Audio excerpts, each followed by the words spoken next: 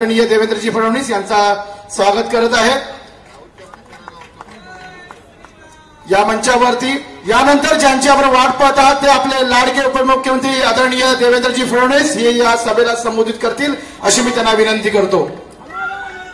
भारत माता की, भारत माता की, छत्रपति शिवाजी महाराज की, धर्मवीर छत्रपति संभाजी महाराज की जय भवानी, जय भवानी, जय जय जय जय जय भवानी, जय जय जय जय शिवाजी, जय जय जय जय जय शिवाजी, जय जय जय जय जय भवानी, जय श्री राम, जय श्री राम, जय श्री राम, जय श्री राम। हिंदवी स्वराज्याचे सरसंस्थापक छत्रपती शिवरायांना मानाचा मुजरा करतो। भारतीय राज्य घटनेचे शिल्पकार भारतरत्न डॉक्टर बाबासाहेब आंबेडकर यांना मानवंदना अर्पित करतो। मंचावर उपस्थित ज्यांच्या प्रचाराकरता आपण सगळे लोक एकत्रित आलो आहोत ते या भारतातील दहशतवादाच्या विरोधात सातत्याने लढलेले सुप्रसिद्ध वकील अधिवक्ता ॲडव्होकेट उज्ज्वल निकमजी, या भागाचे लोकप्रिय आणि कार्यसम्राट आमदार दिलीप मामा लांडेजी, आमदार पराग अळवणीजी, सुषम सावंतजी, प्रकाश मोरेजी, जयदीप कवाडेजी, साधू कटकेजी, हर्षद अमीनजी, या ठिकाणी हरीश भांदिरगेजी, वसीम खानजी, अशोक भादेकरजी, वाजिद कुरेशीजी, दीपक भानुशाली, अमरजीत मिश्रा, मीनाताई केदार, दीपकजी हांडे, मंदाताई राठौड़, नितीश सिंहजी, अमरजीत सिंहजी, अमित शेलारजी, सीताराम तिवारीजी, किरण दुबेजी, साधना शर्माजी, हरीश शुक्लाजी, सुरेंद्र यादवजी, अनिकेत निकमजी, मंचावरील सर्व मान्यवर, कोणाचं नाव सुटलं असेल तर क्षमा मागतो, पण माझी चूक नाही, नाव लिहिणाऱ्याची चूक आहे।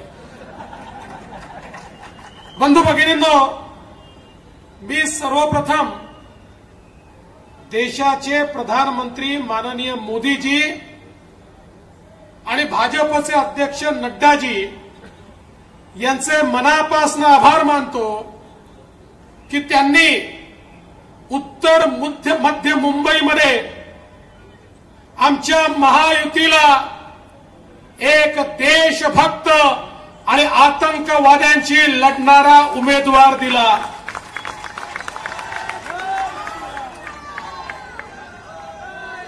बंधू भगिनींनो, आठवा तो हल्ला 26/11/2008 चा 10 आतंकवादी मुंबईमध्ये येतात आणि संपूर्ण मुंबईला आणि भारताला हलवून टाकतात।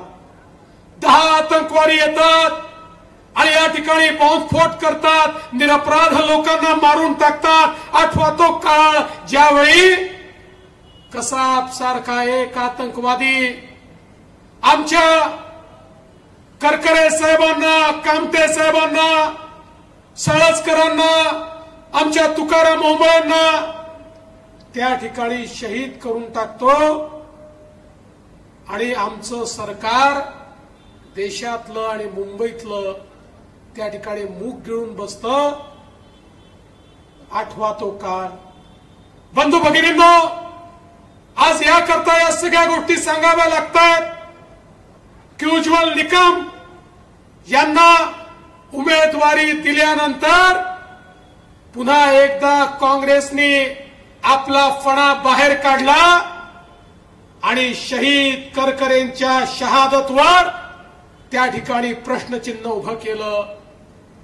विचार करा, ज्या व्यक्तीने तुमच्या आमच्या करता त्या ठिकाणी आपला जीव दिला, ज्यांनी आपल्या देहाचं बलिदान केलं, त्या शहीदावर प्रश्नचिन्ह लावतात। राजकारणामध्ये कुठली पातळी यांनी या ठिकाणी गाठली आहे आणि मी उज्ज्वल निकम यांचं अभिनंदन करतो। हेच ते उज्ज्वल निकम होते आज जी भाषा काँग्रेस वापरते तीच भाषा सुरुवातीला पाकिस्तान वापरत होतं. पाकिस्तान म्हणत होतं नाही त्या ठिकाणी अजमल कसाब हा बेकसूर आहे, त्यांनी काही केलं नाही आहे, त्यांनी गोळी मारली नाही आहे. पण उज्ज्वल निकम यांनी त्या ठिकाणी खटला लढवून अमेरिकेत जाऊन पाकिस्तानमध्ये जाऊन सगळ्या प्रकारचे पुरावे आणले. ते पुरावे न्यायालयासमोर दिले आणि न्यायालयाने निर्णय दिला हा कसाब जो कसाब नाही कसाई आहे याला त्या ठिकाणी फासावर लटकवलं पाहिजे. आज भारताच्या शत्रूला या आतंकवाद्याला फाशी झाली ती उज्ज्वल निकम यांच्यामुळे झाली. आणि म्हणून अशा प्रकारचा देशभक्त आज आपल्याला मिळालेला आहे.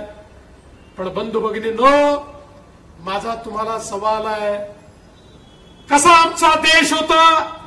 या देशामध्ये आतंकवादी यायचे, या ठिकाणी बॉम्बस्फोट करायचे, आमचं सरकार केवळ त्यांचा निषेध करायचं. त्यावेळेचं काँग्रेसचं सरकार, मनमोहन सिंगाचं सरकार काय केलं त्यांनी 2008 साली केवळ पाकिस्तानचा निषेध केला.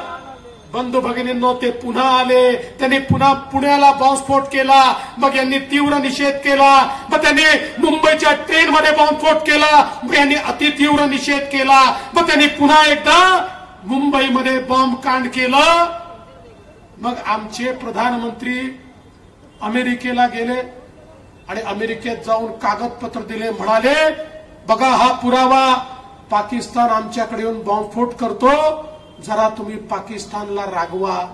अरे 140 कोटीच्या देशाचा प्रधानमंत्री त्या ठिकाणी जाऊन सांगतो पाकिस्तानला रागवा. पण बंधू भगिनींनो, तुम्ही परिवर्तन बघा. मोदीजी या ठिकाणी आले, मोदीजी देशाचे प्रधानमंत्री झाले, या ठिकाणी आमच्या जवानांवर हल्ला झाला, आमच्या जवानांना उरीला शहीद केलं. पण या ठिकाणी देशामध्ये प्रधानमंत्री नरेंद्र मोदीजी होते, पाकिस्तानमध्ये घुसून त्या ठिकाणी एअर स्ट्राईक आणि सर्जिकल स्ट्राईक केला आणि आतंकवाद्यांना मारलं. 2019 नंतर या देशामध्ये बॉम्बस्फोट करण्याची हिंमत पाकिस्तानच्या बापाची देखील झाली नाही. मजबूत नेतृत्व याला म्हटलं जातं. ही जर ताकद या ठिकाणी काँग्रेसच्या नेतृत्वाने दाखवली असती तर बंधू भगिनींनो, आज देशाची अवस्था अशी राहिली नसती. 2014 सालापर्यंत या ठिकाणी सातत्याने दहशतवादाचा मुकाबला आपण केला आणि त्या दहशतवादाच्या विरोधात लढणारा एक आमचा सीमेवरचा सैनिक होता, दुसरे आमचे पोलिसांचे जवान होते आणि तिसरा कोर्टामध्ये लढणारा आमचा उज्ज्वल निकम नावाचा एक सैनिक होता, ज्याने ही लढाई त्या ठिकाणी लढून दाखवली. बंधू भगिनींनो, मला या गोष्टीचं आश्चर्य वाटतं की या ठिकाणी हे काँग्रेसचे लोक तर बोलतातच,